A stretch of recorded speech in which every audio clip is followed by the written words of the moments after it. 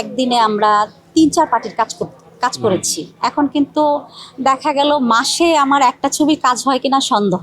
তো এই সময়গুলো আসলে খুব খারাপ লাগে যখন ভাবি এফডিসিতে আসি। যেমন দেখেন আপনারা এখানে ক্যামেরা নিয়ে আপনারা এসেছেন, এখানে কিন্তু আগে থেকে কিন্তু বুক থাকতো যে শুটিং হবে এখানে, এখানে শুটিং হবে।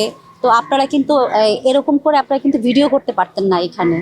তো আসলেই অনেক কিছুই ভাবি, এক এক জায়গায় যাই, ঝর্ণা স্পটে গেলে ঝর্ণা স্পটের কথা ভাবি। ঝর্ণা স্পটটা অনেক সুন্দর ছিল, অনেক ঝাঁকজমট ছিল, আমরা কাজ করতাম, আমরা হোল নাইটও কাজ করতাম আমরা।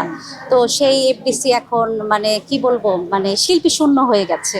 আমাদের তো আসলে লেগে যায় হচ্ছে কে আগে যেতে পারবে, আর কে আগে যেতে পারবে, কে আমাদের যে ভোটাররা আছে, আমাদের যে ভাই বোনেরা আছে, আমাদের যে শিল্পীরা আছে, কে আগে গিয়ে ভোটটা নিবে, কে এগিয়ে থাকবে।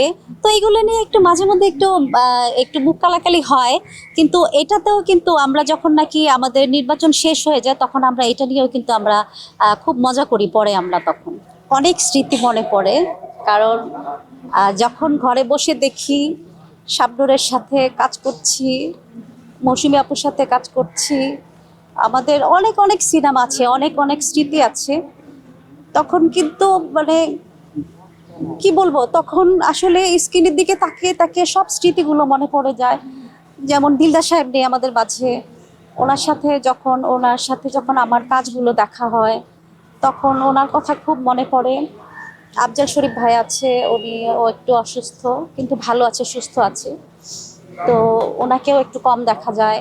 তো আসলে আমি বেসিক্যালি আম, দিলদার সাহেবের সাথে কাজ করেছি, কাবিলা ভাইয়ের সাথে কাজ করেছি, তারপর আফজাল শরীফের সাথে কাজ করেছি। আসলে এরা হচ্ছে বেসিক্যালি আমার নায়ক।